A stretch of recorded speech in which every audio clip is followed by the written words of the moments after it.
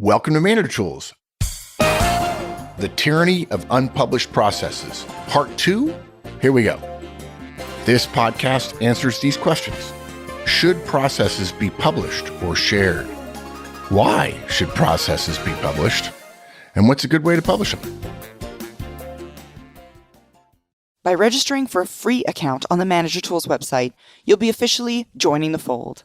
We know you're out there. We have 2 million listens of our podcasts every month. Don't make this the only time we get to talk. If you want to hear more from us, more on how we can help you become a more effective manager and more productive professional, sign up now. More communication is better. We believe at Manager Tools, you become more valuable when you document and publish your shared processes, okay? To publish your process, your part of a process, is to be collaborative, to invite others to offer suggestions. To publish is to capture for future participants, because we believe we will be creating more value in a different role with increased responsibilities in the future. To capture what you know and to publish it is to allow immediate communication versus, say, episodic transfers. And that's, look, guys, that's only the beginning. If you do work that others add to or support or have to communicate about or measure or report on, the professional approach is to publish the process. Absolutely. Part of the problem with undocumented and therefore, of course, unpublished processes, really, we've seen this before, right? We saw it during the re-engineering boom of the 90s. And while some people may remember that as a time of layoffs or even a politically palatable cover for layoffs, BPR had inarguable roots in both efficiency and effectiveness. Companies, of course, were caught trying to re-engineer processes that weren't published, and the hours and the time and the energy it took to discover what the existing process was made BPR a death march for many. And of course, no pun intended. Yeah, basically, the idea behind re-engineering was as I recall, the first article was by Michael Hammer, who wrote the book Re-engineering the Corporation. I think with somebody else, but he was the leader of the idea. And the beginning of it was an article. It was probably HBR, but it might have been Sloan Review, basically saying, don't automate things. This is when computing power really started to advance in the 90s. He basically said, get rid of everything, start over again, right? You have created modern organizations have become so sclerotic, so burdened with things that are unnecessary. The example I use of the monkeys is we've got 3 or 4 people working on a process, and one person leaves, another person leaves, another person leaves, another person leaves. And people begin to not question the process because they weren't there when it was set up. And it was, well, I don't know, this is what the process is. And the person who oversees these people go, are you kidding me? You can't. Do you not understand why? Can you not intuit the why of this process? No, I'm sorry, I can't. And in fact, nobody taught me the why. Nobody actually taught me the process. In fact, all I got was an email, which I've since updated with another email to somebody else because I was shocked that it took somebody 4 or 5 hours a week and they said there were only 3 steps in the process. And I figured, holy Toledo, I better write down what I've got here because nobody stays in this job more than 13 to 18 months. And yet it's not written down. And so none of us really know. We just know sometimes we get it right and sometimes we get it wrong. But the why is lost. And one of my favorite phrases is, he who has a why can tolerate almost any how. Yeah. But the why is completely lost. And in re-engineering, you mentioned re-engineering in the 90s, I saw it happen. I mean, the reason why it was so painful was not because the idea of re-engineering was inherently bad. It's because companies literally didn't know internally on small scale how they created value. And in fact, the misery of re-engineering is what caused people to say, to heck with it. We're not going to do that. We're going to keep our company small. We're going to get really conceptual, really theoretical. We're going to farm out everything else because you get big, you get old. You get old, you die. Mm-hmm. Now, I want to make an exception to this, and I probably should have said this earlier. I alluded to it earlier, but The exception to this argument, guys, and actually it's part of the problem, is our digital devices right now, our smartphones, and they make it easy for us to have what has become known as workflows and life hacks. Just Google those words and get a billion hits. Workflows, and that in 2018 now is more likely to be a geeky, nerdy kind of personal productivity concept, are the difference between workflows and processes. Workflows generally, there are people who would argue about this, but my experience with workflows is they are personal, not organizational, but personal step-by-step processes for accomplishing usually routine or repetitive tasks. You want to create a custom RSS feed for morning headlines, or you want to create a maybe every week or 2 weeks or month, you have to create an Excel document, and you need to create every single time it involves a standard pivot table for product sales over time and territories, for instance. Or you want the ability to automatically send an email containing a deliverable for you in it to your task management software. There are hacks or workflows that you can download, and Zapier is an example. And I think we've had Wade, the CEO of Zapier, on the show. And I've certainly, I think, talked to him about it. Those are all generally personal. I'm sure I'm going to get emails saying, no, it's not just personal. I'm not saying it is only personal, but generally speaking, we're making a distinction here between workflows and life hacks, which, by the way, we used to just call those habits. And processes, which I may be a part of. I have a series of tasks that I own, that I'm responsible for, but exist outside of me, and other people's work are involved in it. And, we used to have habits, things like knowing the fastest way to get to work, despite morning traffic, how to save time in an airport, whom to ask first among your boss's peers or your boss's peers if you're going to start pre-wiring something. Those are things that you would know that would help you probably individualistically. But before smartphones and automation, your personal habits, the ones you developed yourself, weren't shared. And frankly, guys, we're not suggesting that you need to publish those. There's no need to do it. Now, I would argue it'd be good to do. Why wouldn't you want your colleagues whom you profess to care about to know better ways to do things? Oh gosh, you spend a half an hour a week fine tuning your RSS feed. Oh no. Here, I'm gonna email this workflow over to you, or hey, download this software and I'll publish mine internally on the software. You can download it. I'll give it a name nobody else will know. I'll tell you what the name is. You can download it, and it'll do it automatically for you, right? Why wouldn't you want somebody else to save half an hour a week? Unless you approach your organization as it's a bunch of individuals and the pile of rewards is so small, you must do everything you can to step over the dead bodies of your colleagues whom you have slain in order to get that tiny morsel at the top of the stairs. Yes, your RSS feed is going to get you over those dead bodies. Yeah. And unfortunately, the reason I mention that is because a lot of people, I do think, are using the word workflow to describe organizational processes. And therefore, since I don't share my own individual workflows, and now we're talking about organizational workflows, therefore I don't need to share them. I don't need to share processes. I don't need to publish them or whatever. Right, but processes are different from personal workflows, right?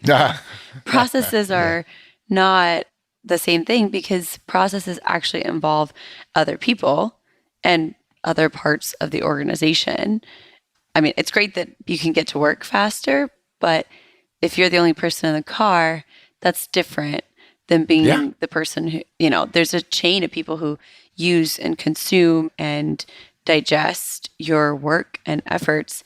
And so if what you're doing affects somebody else, it is not right to hold it so close to the vest that they cannot benefit from the process that gets them the output they need. I mean, the idea that, we want to know where our food comes from, right?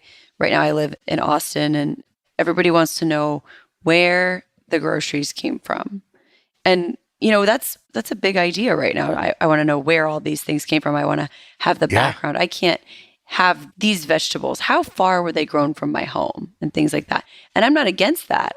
I do think, though, that asking those kinds of questions is akin to the idea of sharing our processes. We're asking all the people around us to share their processes.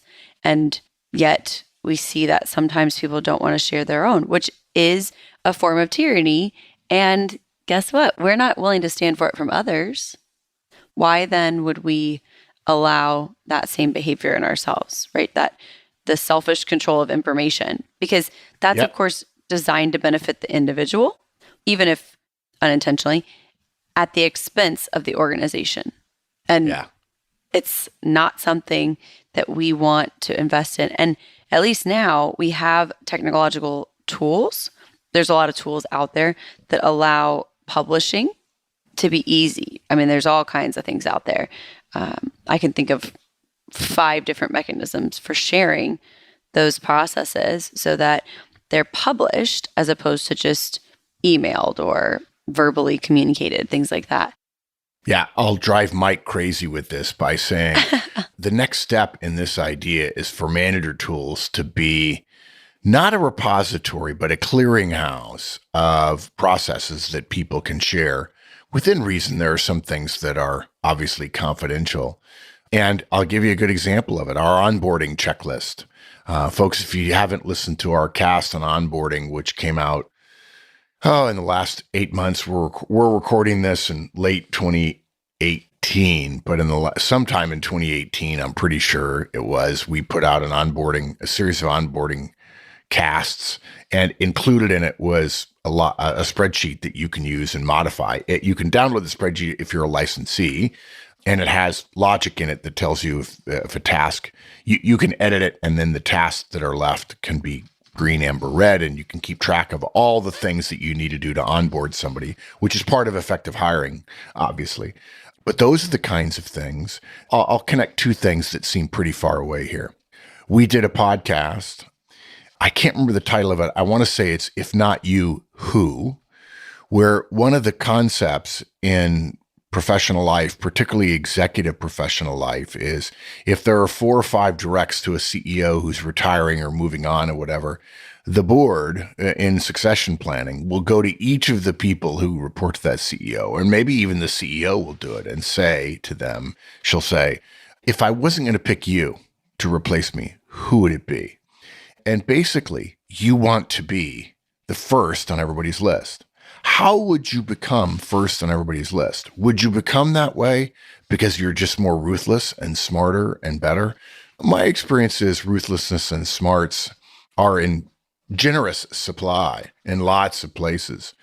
But on the other hand, the person who's always willing to help, who's always willing to collaborate, who's always willing to take 80 or 70 or even 65% of a solution or a win because they want other people to be included in that win, that's the person that makes you first on everybody's lips in the if not you, who discussion. And that requires collaboration. This is a classic case of organizations saying, we want you to be collaborative. And everyone's saying in interviews, oh, I'm a collaborative person. Okay, put your money where your mouth is. Be a part of the collaboration that says, the organizations say, one of the ways we're going to be more collaborative here is if the processes we use that others will have to use, gosh, if you do well, within a year when we promote you or move you to the role you really want to, you're going to have to publish those processes. And by the way, the more processes we have published, the faster things happen more generally.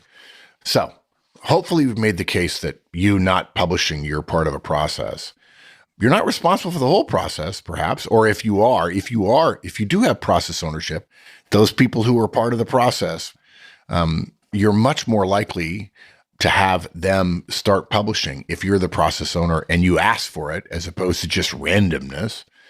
So we stand by our guidance. And that brings us to our next point, which is, again, I'm shocked I had to write this, but in talking to people about this, Kate, I was blown away. Sharing, telling people about what you do is not publishing. publishing is different, right? Yeah. We've got an analogy here that's really great because by publishing, we don't mean just telling your colleagues what steps you take to get the work done so that they understand it. Right. We don't mean just sending an email because, of course, those are temporal and episodic and therefore evanescent. Organizations don't want that. They don't want, Right. because again, it still requires you to be available to share. So sharing is in fact, okay, I'm still here, so I can give you this information, but it still requires me, the person. Verbal sharing, therefore, doesn't cut it because if you were to move on, if you win the lottery, if you move away, if something happens, if you get your dream job, verbal sharing won't cut it because you won't be available. And so by the standards we've discussed, email doesn't count either, right? Verbal sharing doesn't count. Email is a little better than verbal in that there's a record of what you recorded. And so somebody can email that to somebody else. So it is a little easier to publish or to continue that learning. Email, in fact, while better, is not, of course, best because it doesn't invite input or change. If you email it to someone, they can't tell you, oh, hey, I need this change or things like that. It's not about learning. Yeah, there's a small exception to that. I asked some people to email me processes, and what I got were paragraphs of things they did and thought about. Now, it's entirely possible you could email your process and it would be an attached spreadsheet or an attached bit of task management software. Okay. Sure. I'm okay with that. But that's not what we mean by emailing. I'm talking about an email that looks like every other email that says, here are the things I do around this particular thing. Mm-hmm. Yeah, but you're right. Email and verbal don't cut it. Email's slightly better, but it's going to get lost. It's going to get lost. Publishing, though, is different, and it's not sharing because publishing something means making it available at any time to anyone within reason. Obviously, we're not suggesting you put it on the web for everybody. There are some things that are valuable for organizations to keep close hold. If you think about a book being published, that's the analogy to keep in mind. The author doesn't know with whom she is sharing her work or the time and place of the knowledge transfer. Publishing is a process to allow unknown, at this time, third parties to learn what they want to. That's it. You have to get it out of your head in a form that'll allow somebody else to learn it without you helping them learn it. Right. Freedom of information. Yeah, that's where we get back to fluid internal talent markets. The idea, again, too, if we're talking about the tyrannical nature of processes that are secret, right? I mean, this is the idea of the dictatorship or something where they won't allow people to share information, right? And yeah, of course, if your work is available for anyone else to utilize and learn from, that's the opposite of this. And it's funny. I mean, I think a lot of people like the idea of other people liking their work and wanting to see it and use it. But at the same time, we're greedy about keeping it close enough to the vest that nobody else can use it or learn from it. And it's dangerous to our organization. I would say this. I think most people, I probably should have said this earlier in the cast, and this is one of those moments that I'm sure 5 years from now I'm going to be asked, do you remember the cast in which you said this? Because it's not in the show notes. Most people think of the opposite of tyranny as freedom. And in theory, that's right. And so therefore, we have a lot of individualistic assertions of freedom in organizations today. But keep in mind when it comes to freedom, guys, the freedom without discipline is chaos. Discipline without freedom is tyranny. We're suggesting that you have your freedom and you accept some discipline on the freedom to get the benefit of collaboration that exists when people come together for a common cause, which is your organization's mission. And I think that seeing it as black or white is missing the point. It's not pure freedom. It's freedom within some disciplines, within some parameters. And one of the parameters that organizations ask for is, gosh, will you make it available to the next person? as a matter of courtesy, as a matter of trust that we're going to take care of you. And if you do well, we're going to give you more to do. And if you're worthy of making, let's say, $150,000 a year, when in fact you're only making 100, I want you making 150 because that means you're doing more valuable stuff for the organization. And I want somebody who used to be making 75 to now be doing something that you used to do at 100. That's a recipe for higher productivity, and internal productivity leads to profitability as well. Okay, so in talking about and making the distinction, as you said, between sharing and publishing, we also have to say that even though our digital technological world have made this argument more messy with the concept of workflows and personal life hacks and smartphones that do cool stuff for you and give you speech to text and all that kind of stuff. The fact is, what we're asking for you to publish, the way we want you to publish, is so easy thanks to technology. It's almost trivial. When we get to the how, which took us way longer than it should have, unfortunately, because today, in the connected world we live in, all you have to do to publish your process or your part thereof of the process is to put it into an online shared spreadsheet. And obviously, you can't share it with everybody. You share it within reason internally in your firm and invite other people to add their portions to the process that you put up there. Hey guys, I just thought it'd be helpful this Friday. I was waiting for a meeting and I had 15 minutes and I captured my 17 or 20 steps that I do on a monthly basis to put together the boss's back brief to his boss about what's going on. Thought, maybe if we put it all down there, it'd be helpful. And I'd be interested, anybody who can see anything that could be made more efficient or effective, I'd love to hear about it. Just want to let you know. That's it. I mean, it's literally that easy, at least in theory. Now, this is Manager Tools, and we're going to get down in the weeds a little bit. You'll probably discover that what you think of as your process is actually not the tasks you do. Most people discover the first few times they do it that documenting measurable tasks is harder than you think. I'll give you a perfect example. The word "and" in a task usually means it's not a task, it's two tasks. Not always, but usually. Most of us think of 4 or 5 things we kind of do at the same time as a task, when in fact, that those things you were doing are likely 4, 5, 6, 7, or even 8 tasks that are measurable and documentable and statusable, if you will. And most of you who are licensees, if you've looked at the onboarding checklist, you know what we mean by this. It's very specific. It's very, very crunchy. The individual tasks are very organic. I mean, single cell organisms.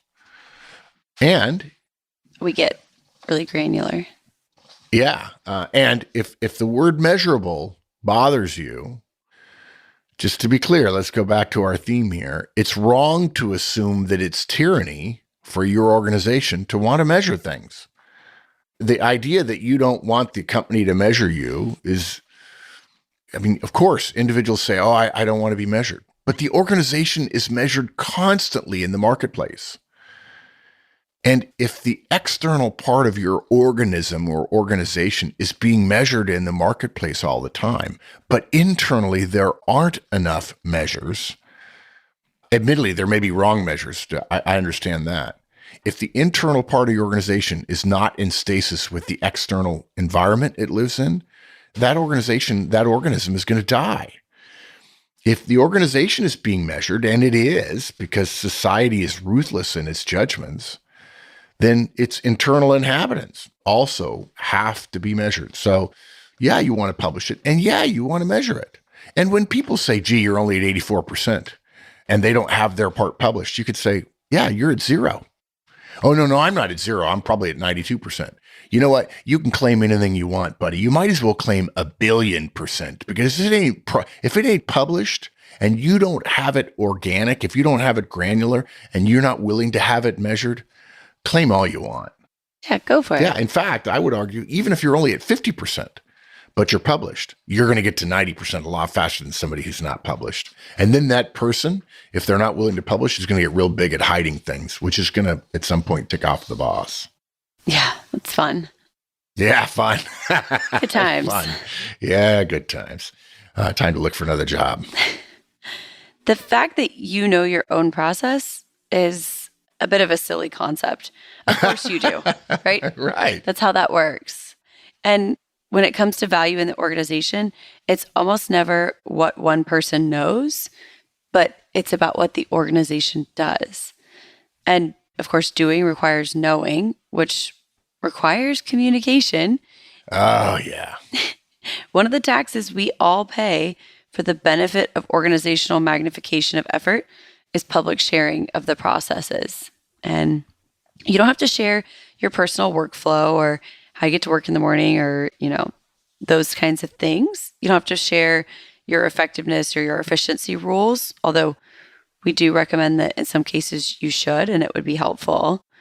You are obligated to share the processes that everyone else may have to use to create value. Yep. That means almost everyone. Anything else, any other behavior around your processes and publishing them is selfish. And within an organization, that's tyrannical behavior, even if acknowledging it's a tiny scale.